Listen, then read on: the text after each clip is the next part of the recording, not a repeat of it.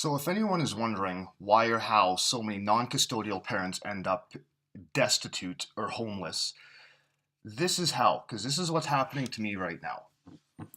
So, I lost my job at the end of November and applied for EI and went down to the maintenance enforcement office with my ROE and all my paperwork and told them, unfortunately, I lost my job. Here's my ROE, here's all my papers, and can I make a payment arrangement until I can get another job? Sure, I'll make a copy of your papers and get it to your caseworker and we'll get back to you with an arrangement. All right, seemed easy enough, and this is actually going to give me a chance to finally dedicate some time to deal with the over-adjustment I had from the absolute start of my whole ordeal here. So now I'm dealing with this. Okay, for a little backstory. Maintenance has been screwing with me for years at this point. They've run me, this isn't the first time they've run me out of my place to live. So, and that's because my income has been grossly overcalculated. They aren't even following the court order, and every time I actually get a hold of them, which is next to impossible, by the way, all I get is, oh, well, we'll look into it. Then nothing. Just crickets. So finally, after weeks of calling and being on hold for hours until my phone dies, I finally get annoyed enough to go down there and have to take time off work, wait for an hour or so to finally talk to someone that can actually do something and not just give me some kind of scripted response and then get sent to another floor to go wait in line over there to get some more papers that I have to fill out. And after waiting in line at another department, I get handed about a half an inch of papers to fill out. I was like, all right, fine. So I'll have to do this at home because I need all kinds of paperwork and all kinds of things that I don't have with me to fill it out correctly. And this is probably going to take a few hours. And bear in mind, I'm also working on a parenting order because I'm forced to self-rep because gross income is not actual income, which is drastically different. So yeah, yay, more paperwork. Like that's not going to compound any problems that I'm already having with time constraints and having to take time off of work. So alright, fine. Take the paperwork home, fill it out, take some more time off of work, hand in the papers, wait for a response, and nothing. Just tumbleweeds blowing through and crickets for a week.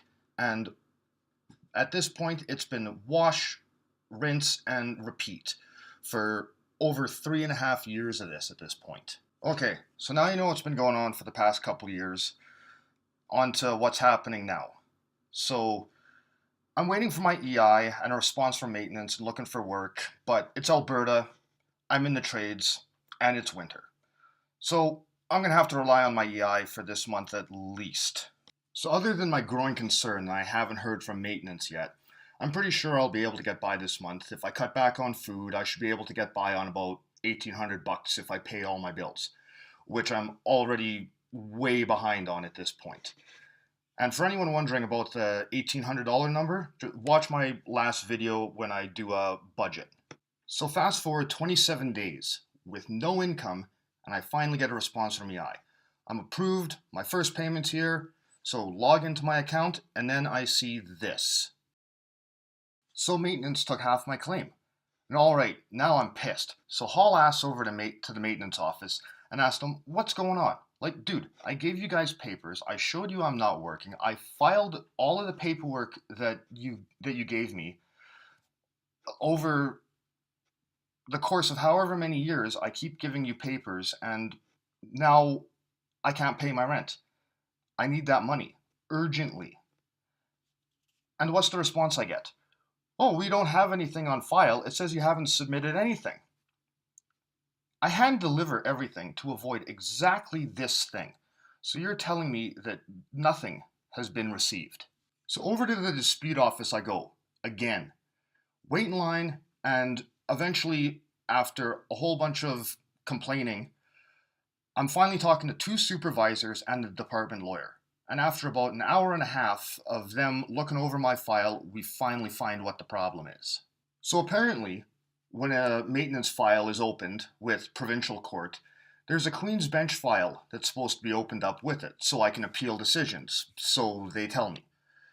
That Queen's Bench file was never opened.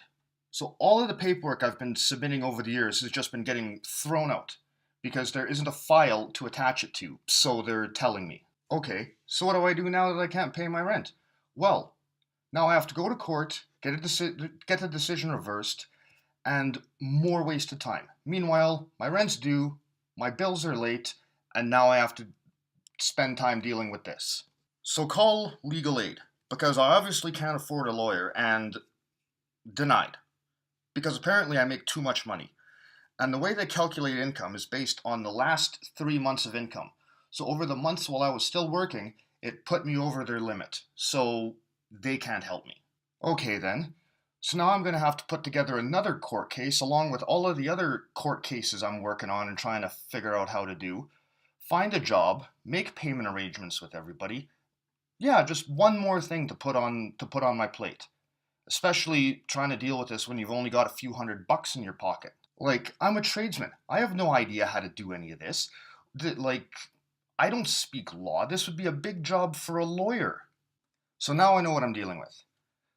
And I guess I'm going to have to go to social services, bite the bullet, and apply. After all, I've been paying taxes for this for years. They should be able to help me out, right? Wrong. So the maximum amount I can receive from the rental support program is $358 for a single person. And yes, I'm classified as a single person because I don't have custody, and I was denied even that because they tell me it's not enough to help your current situation. Well, no kidding, it's not going to help the situation. It's $358. You couldn't even rent a cardboard box behind a dumpster for that. Yeah, that's the program your tax dollars are funding, by the way.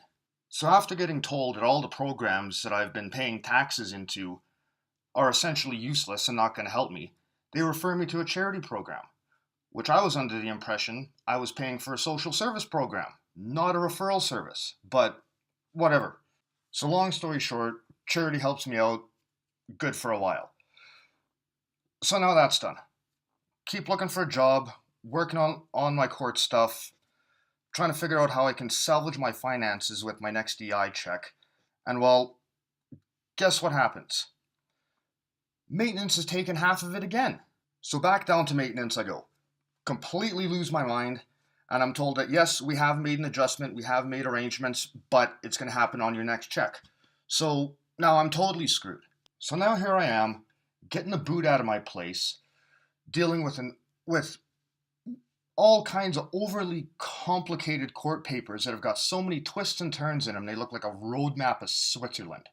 And now I've got no place to live, looking for a job, and I'm doing all of this in the middle of winter. Like, this could not get any more asinine than it is.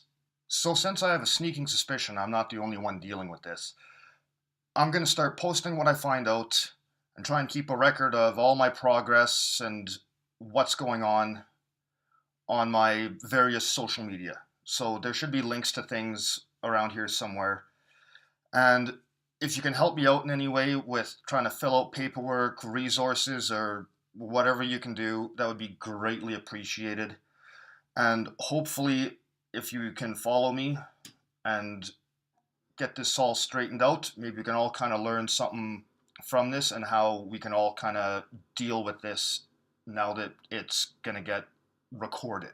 So I'm going to try and put together some kind of template or how to kind of deal in the meantime, just to try and keep myself from going crazy and be occupied. And yes, I have talked to my MLA, the Minister of Justice office, and all kinds of other legal services, but I was either told tough luck or get a lawyer. So yeah, there's that too. But anyways, I have things to go and deal with, so I will see you later.